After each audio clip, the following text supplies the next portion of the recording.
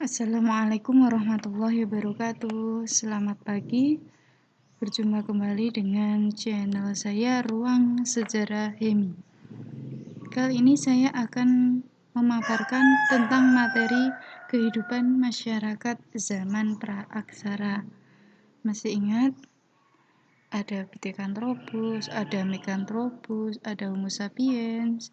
Nah, itu jenis-jenis manusia purbanya. Sekarang saya akan menjelaskan tentang bagaimana cara mereka hidup. Bagaimana ekonomi mereka, bagaimana kegiatan sosial mereka, kepercayaan mereka. Nah, seperti itu.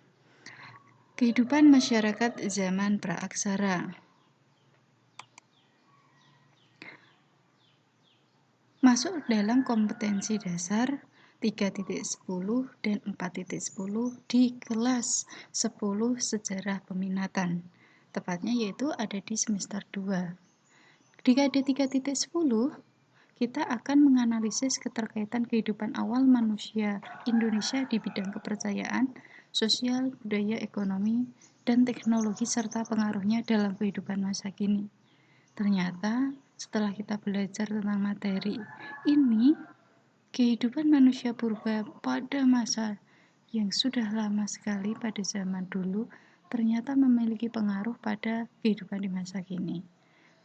Di KD 4.10, kita diharapkan dapat menarik berbagai kesimpulan dari hasil evaluasi terhadap perkembangan teknologi pada zaman kehidupan praaksara terhadap kehidupan masyarakat masa kini dalam bentuk tulisan. Nah, coba setelah saya menjelaskan nanti, saya akan memberikan umpan balik kepada kalian semua berupa kuis. Kalian paham nggak tentang materi saya? Kemudian jika memang paham, berilah kesimpulan atau jawaban dari kuis saya dalam bentuk tulisan. Nah, kita masuk ke materi. Kehidupan manusia praaksara dibedakan menjadi zaman batu dan zaman logam. Zaman batu sendiri terbagi menjadi 4, yaitu zaman Paleolitikum atau batu tua, zaman Mesolitikum atau batu tengah, zaman Neolitikum batu muda, Megalitikum batu besar, dan zaman logam ini ada disebut juga zaman Perundagian. Ya, jangan lupa. Jadi nanti yang akan kita pelajari ada 5 zaman ini. Kita masuk langsung ke zaman yang pertama, yaitu zaman Paleolitikum atau zaman batu tua. Ya, zaman Paleolitikum berasal dari kata paleo, yaitu tua, dan litos yang artinya batu, atau Paleolitikum adalah zaman batu tua.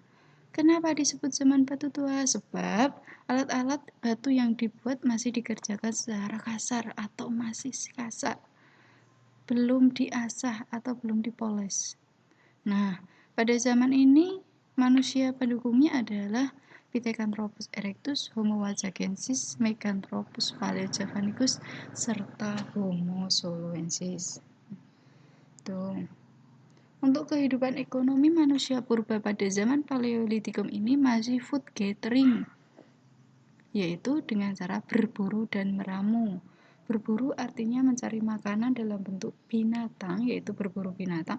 Meramu adalah mencari makanan dari tumbuh-tumbuhan, misal buah-buahan, daun-daunan, atau umbi-umbian yang dapat manusia purba makan.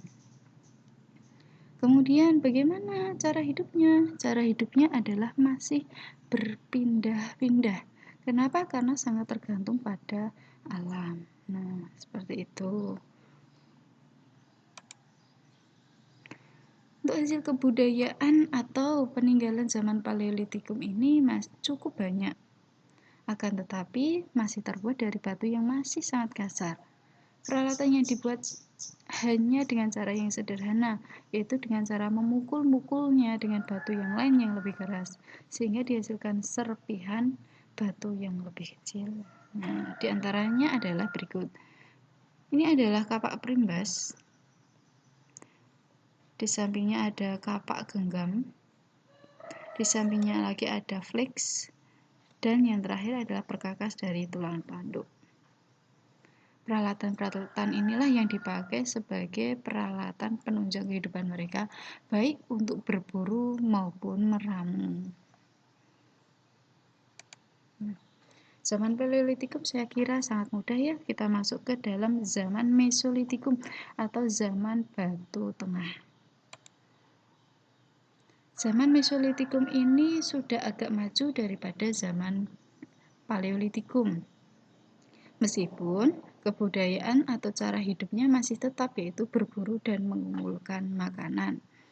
Akan tetapi mereka sudah mulai hidup menetap, agak menetap ya, semi-sedenter, yaitu tinggal di goa-goa atau di tepi-tepi pantai. Sudah mulai bercocok tanam, meskipun cara mereka bercocok tanam masih sangat sederhana, yaitu dengan sistem huma. Sistem huma adalah sistem bercocok tanam dengan ladang berpindah. Caranya adalah mereka dengan cara membuka hutan, membakar hasil pohon, ranting, daun dari hutan yang ditebang tadi, kemudian abu dari pembakaran pohon, ranting, dan dijadikan pupuk. Kemudian tanahnya diolah menggunakan kapak yang mereka miliki, ya kapak yang terbuat dari batu tersebut, kemudian ditanami dan ditunggu sampai panen. Seperti itu terus diulang-ulang hingga tanahnya tidak subur lagi dan tidak menghasilkan. Kemudian mereka berpindah mencari lagi lahan hutan yang masih subur, diulangi lagi menebang hutan, membakar, mengolah, menanam, dan menunggu hasil panen sampai tanahnya tidak subur lagi dan berpindah lagi. Jadi itulah yang dinamakan sistem huma. Ciri utama peradaban zaman ini, sebagian manusia telah bertempat tinggal. Nah, tadi sudah saya jelaskan, tempat tinggal mereka adalah di goa-goa yang disebut Abrisosros dan di tepi pantai. Nah, karena mereka tinggal di tepi pantai, maka makanan yang mereka dapatkan juga banyak yang dari pantai, misalnya adalah kerang. Nah, isi kerangnya dimakan, kulitnya dibuang hingga menumpuk menjadi tumpukan kulit kerang yang membatu atau disebut keyoken modiner. Ini adalah gambaran ketika mereka hidup di hutan dengan cara berburu dan di tepi pantai. Bagaimana kepercayaan masyarakat pada zaman Mesolitikum? Oh iya, manusia purba pertama kali sudah mengenal kepercayaan itu pada masa ini Mesolitikum. Jadi tadi pada Paleolitikum belum mengenal kepercayaan. Kepercayaan Mesolitikum diantaranya adalah totemisme, yaitu percaya dengan menyembah binatang-binatang yang dianggap memiliki kekuatan gaib. Dan yang kedua adalah animisme, mengenal kepercayaan penguburan atau mengenal kekuatan roh. Sehingga kepercayaan tersebut diungkapkan dalam gambar atau manusia purba sengaja membuat lukisan-lukisan di dinding-dinding gua tempat tinggal mereka. Contoh, jika ada gambar telapak tangan dengan jari 5, komplit, jarinya 5, itu tujuannya adalah untuk menolak bala. Jika ada cap telapak tangan tapi jarinya tidak 5, itu menunjukkan bahwa di dalam gua tersebut sudah pernah ada manusia praaksara yang meninggal. Terus kalau ada gambar kadal atau gambar binatang, misal rusa, bandeng, nah, itu menunjukkan bahwa binatang-binatang tersebut memiliki kekuatan sebagai penjelmaan roh nenek moyang. Atau kalau mungkin ada gambar perahu, nah itu menunjukkan sebagai alat transportasinya roh nenek moyang ke alam baka. Unik memang kepercayaan manusia purba zaman Mesolitik. Ya, saya ulang lagi, manusia purba mengenal kepercayaan paling pertama itu di masa ini, yaitu Mesolitikum. Hasil kebudayaan zaman Mesolitikum atau Batu Tengah, ada pebble, ada hisford, ada Abrisosros, gua tempat tinggal Abrisosros, ada lukisan di dinding gua, ini tadi yang saya maksud, melambangkan kepercayaan mereka, dan ada keyoken modiner, yaitu tumpukan sampah kulit kerang.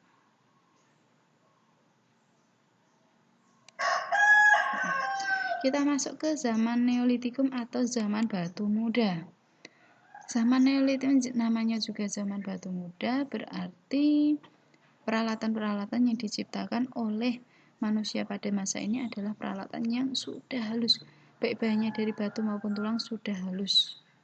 Hidupnya sudah menetap, sudah bercocok tanam dengan sistem irigasi, berarti sudah mengenal sawah, mulai food producing mampu menciptakan makanan sendiri, tidak begitu tergantung pada alam, yaitu dengan cara bercocok tanam, dan sistem kemasyarakatannya sudah teratur.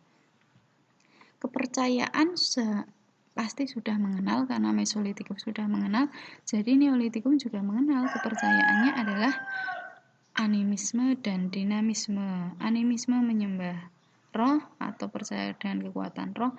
Dinamisme adalah percaya terhadap benda-benda yang memiliki kekuatan gaib. Hidup menetap berarti sudah memiliki rumah. Iya, mereka sudah mampu membuat rumah pohon meskipun sangat sederhana, atau rumah panggung juga. Kenapa mereka membuat rumah panggung?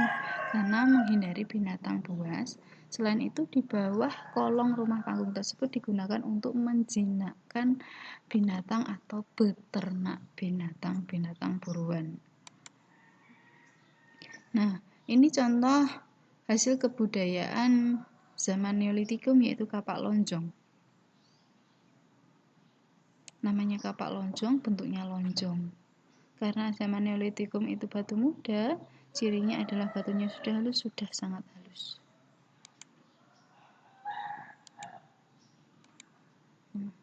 Yang kedua adalah beliung persegi atau kapak persegi. Jadi teman-teman, ciri khas dari hasil kebudayaan zaman Neolitikum ini ada dua, yaitu kapak lonjong dan kapak persegi.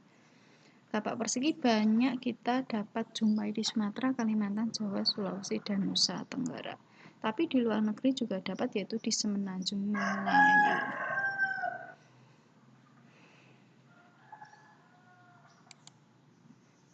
Lanjut kita masuk ke zaman Megalitikum atau zaman batu besar. Zaman ini manusia melakukan banyak kegiatan yang menyangkut kehidupannya.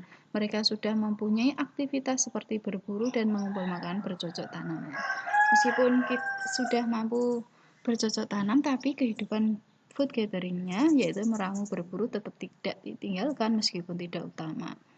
Ciri-ciri manusia zaman Megalitikum adalah: satu, sudah mampu membuat dan meninggalkan kebudayaan terbuat dari batu-batu. Maksudnya sudah mampu membuat kebudayaan dari batu besar. Jadi hasil kebudayaan mereka itu berupa hasil kebudayaan besar-besar. Nanti akan ada contohnya, pasti jelas. Dua, yaitu berkembang dari zaman Neolitikum sampai zaman perunggu. Oh ya, kebudayaan ini sudah ada sejak zaman Neolitikum sampai zaman perunggu pun sudah mengenal kepercayaan. Hidupnya jelas menetap. Terus cara mendapatkan makanannya dengan food producing, yaitu bercocok tanam.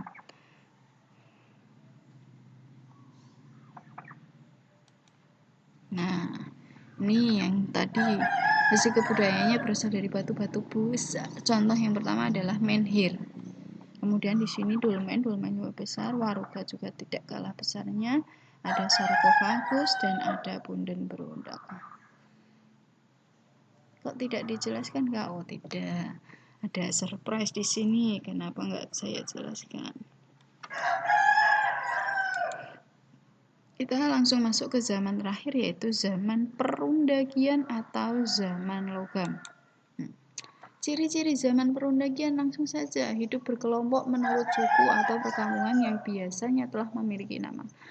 Sudah hebat sekali pada masa perundagian ini, karena mereka sudah tinggal dalam berkelompok dalam bentuk di suatu desa, dan mereka pun sudah memiliki kepala suku karena hidupnya berbentuk suku-suku. Yang kedua, kehidupan sosial ekonomi perundagian telah meningkat dibandingkan kehidupan masa sebelumnya. Yang ketiga, pekerjaan di kelompokan berdasarkan teknik tertentu, ya. Tidak hanya perempuan, laki-laki, tapi penguasaan teknik. 4. Kemakmuran pada waktu itu antara lain disebabkan perkembangan teknik pertanian, khususnya alat-alat besi seperti cangkul. Pertaniannya semakin maju karena peralatan yang digunakan juga semakin maju karena berbahan dari logam. Yang terakhir adalah menganut kepercayaan animisme dan dinamisme. Meskipun kehidupannya sudah berkelompok, membentuk suku, tapi kepercayaannya masih animisme dan dinamisme. Nah, ini gambaran kehidupan mereka pada zaman dulu, pada zaman perundagian. Kemudian ini adalah hasil kebudayaannya, ada negara genderang besar untuk upacara memanggil hujan, maupun genderang kecil biasanya untuk mas kawin, kapak corong juga, arca perunggu untuk upacara pemujaan, dan bejana perunggu. Nah, ternyata materi kita sudah selesai dan kita masuk ke kuis. Kuis saya pada pagi hari ini untuk kalian semua adalah, tadi sudah tahu bahwa benda-benda di layar adalah benda hasil kebudayaan zaman megalitikum. Dan tapi dengan sengaja juga saya tidak menjelaskan fungsi-fungsinya. Ada menhir, dolmen, maruga, sarkofagus, dan berundak. Apakah fungsi-fungsi benda-benda tersebut? Kelebihan kalimat ya. Apakah fungsi benda-benda tersebut atau di bawah ini? Nah, cara mengerjakannya adalah langsung tulis saja di bawah, yaitu di kolom komentar di YouTube langsung saja. Menhir fungsinya apa, dolmen fungsinya apa, waruga itu apa, sarkofagus fungsinya apa, dan berundak fungsinya apa. Langsung saja, kemudian jangan lupa tulis nama kalian, kelas dan nomor absen. Siapa yang berhasil menjawab paling tepat dan paling cepat akan mendapatkan reward atau hadiah. Ya, sekali lagi, jangan lupa menjawab dengan cara ketik di kolom komentar.